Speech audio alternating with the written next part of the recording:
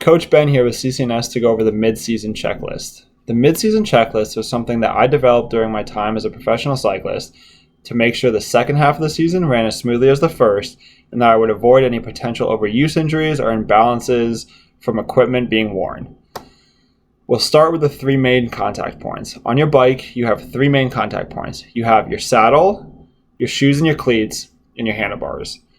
Arguably the most important one and the quickest to wear are the cleats.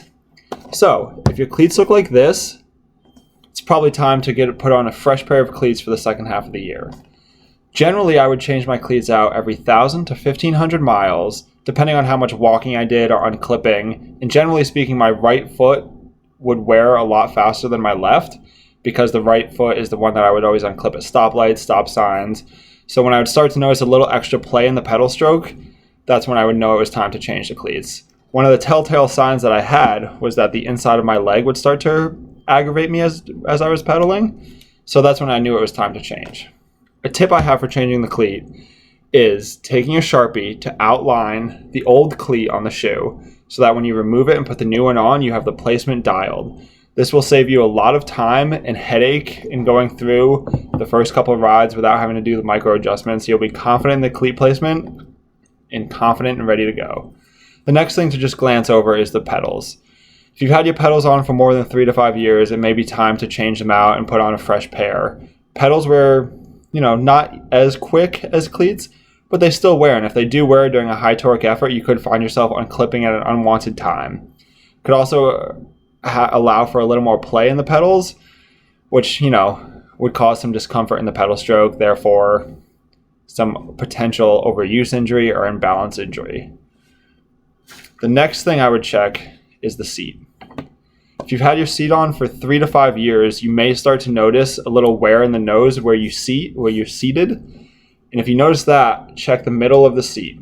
If it's spongy and it pushes down, check the underside of the seat for a crack that could be here.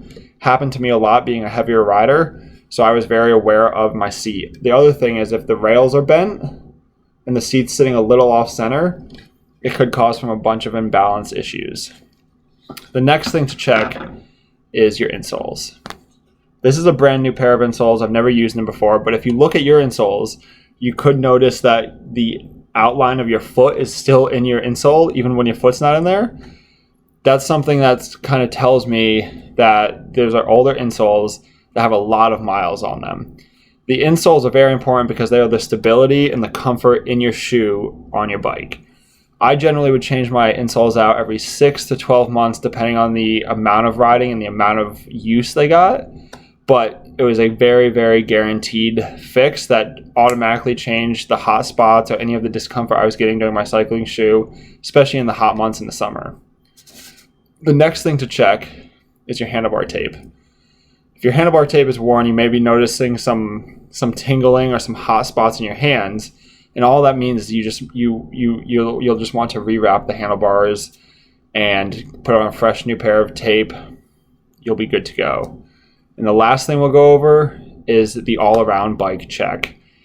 As we approach the mid part of the season, a lot of us may have not gone to the bike shop, may have not gotten cables and chains changed out.